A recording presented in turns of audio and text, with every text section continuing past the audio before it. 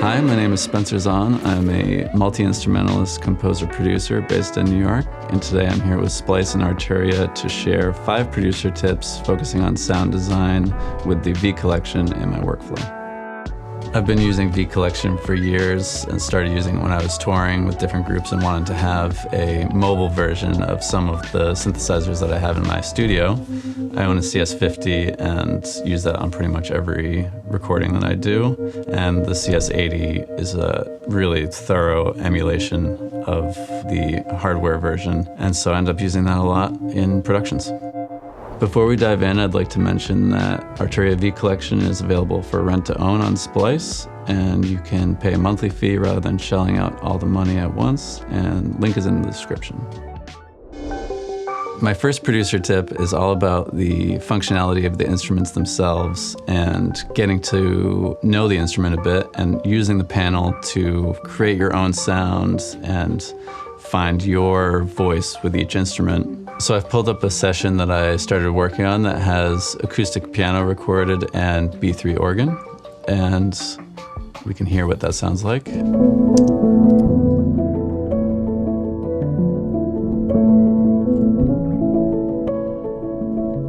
And you can hear a lot of the air and the artifacts of the acoustic instruments with the microphones.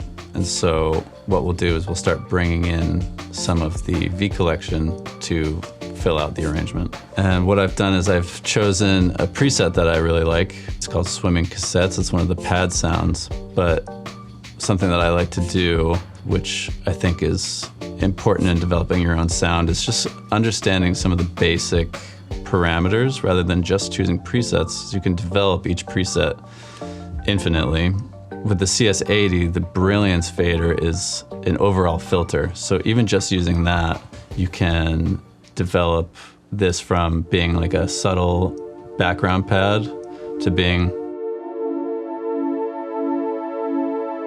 more of a lead line.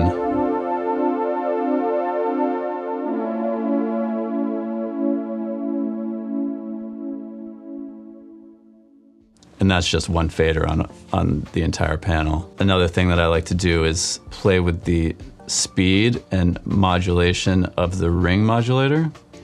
And this is something that can go from being very subtle to being a complete sound design kind of wild effect. And you can hear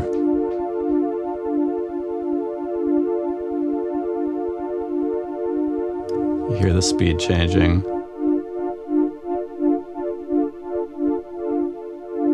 And if the speed is quite slow and the modulation amount is subtle, adds a lot of nice motion.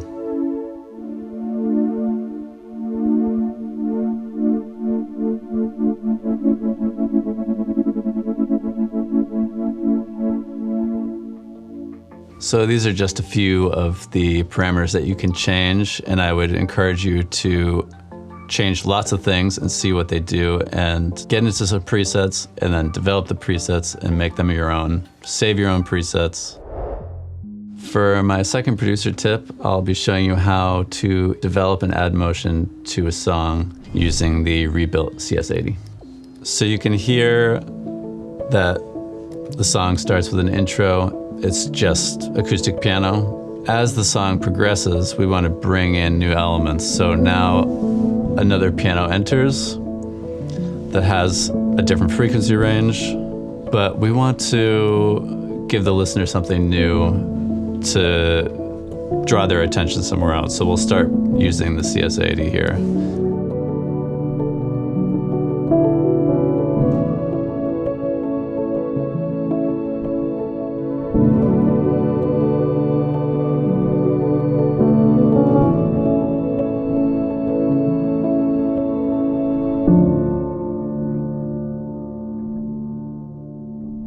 So we have our MIDI for that chorus here. And with it being a pad and being kind of a open, lush sound, I don't do any kind of quantizing or anything, just let it be as human as possible.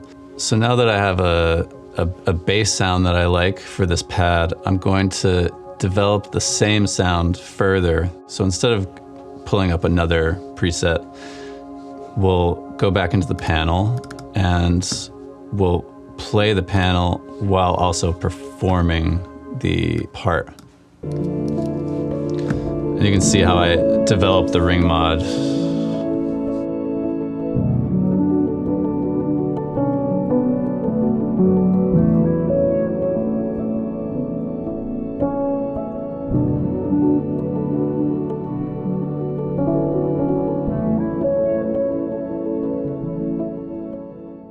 Basically, I was changing the parameters from tip 1 throughout that. So I was changing the ring mod speed and modulation amount, the filter. The CS80 it's really as if you're playing the real CS80. You can do all the things that you could do on the hardware synth. For my next tip, I'm going to show you how I add tension and dynamics using the new Augmented Strings in the V collection. One of the things I like to do is add an LFO to control the motion parameter on the instrument. So you can hear the instrument soloed with no LFO on. And then as I add depth to the LFO, you can see and hear how the motion is changing. And then you can change the rate of the LFO.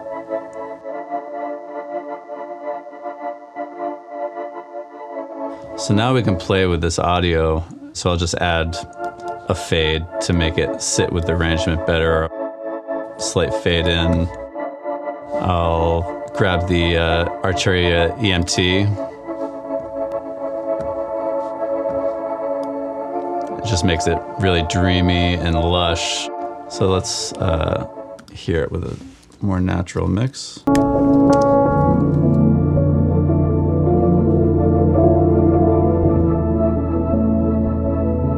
What I love is that the Augmented Strings it's the hint of an acoustic instrument being played, but it really is its own thing, and it sits kind of in the background as if there is a string section and still lets the piano be the lead instrument. For my fourth producer tip, I want to talk about how I use the V collection synthesizers as drums. The synth engine of the V collection is a great way to create kicks and snares and hi-hats and things like that. Here I use the new Prophet VS as the hi-hat. I've added a reverb and a chorus to it, but you could take those off and it still has a great sound. And then what I'll do is I'll just draw even 16th notes, keep it really quick and simple, and then I'll add an arpeggiator in front of it and randomize the arpeggiator so each section sounds a little different. And then I'll also add a groove imprint from the Ableton Groove Pool, just so that each note isn't the same velocity. So you can see here, it's randomized across the pattern, so it has a bit more of a human feel. And we can hear that in the arrangement.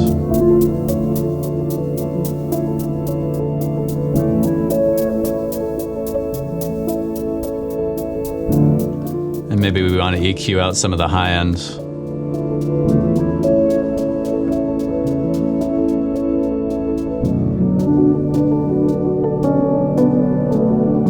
You can hear how the arpeggiator is changing.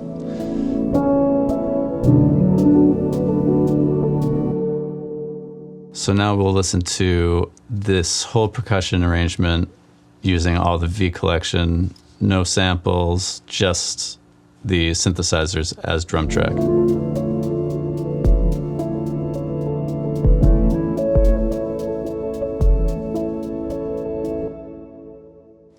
So yeah, I find that using the V collection and just drawing quick MIDI and then adding effects like the arpeggiator, other things, to change up the subdivisions, a really quick and inspiring way to get a cool drum track going.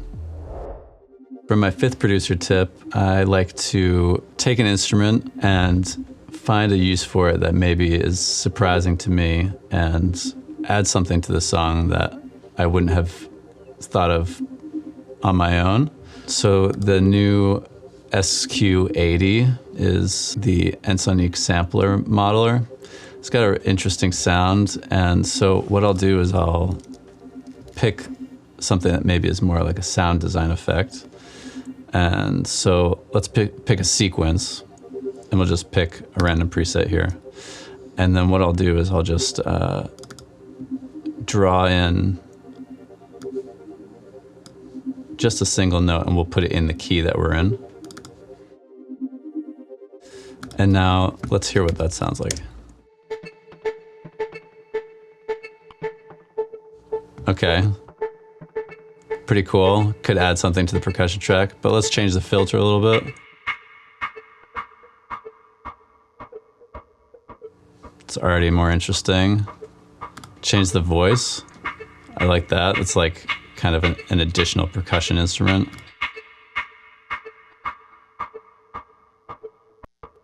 So we've just changed 3 things, and it's already kind of quite cool. So now let's print that to an audio track like we did before.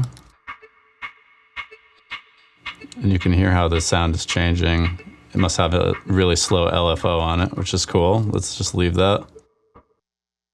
Okay, great. So we'll grab a random number of bars of that and repeat it across the arrangement. And now we can layer those two. We can layer the audio and the MIDI and have a new unique sound. So maybe I want to pitch this up.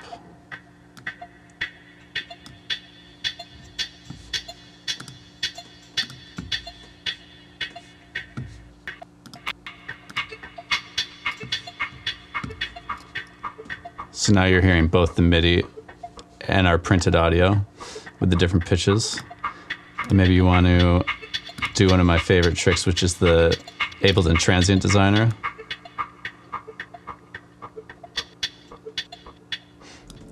So now we have like a whole new percussion track. Change the EQ a bit.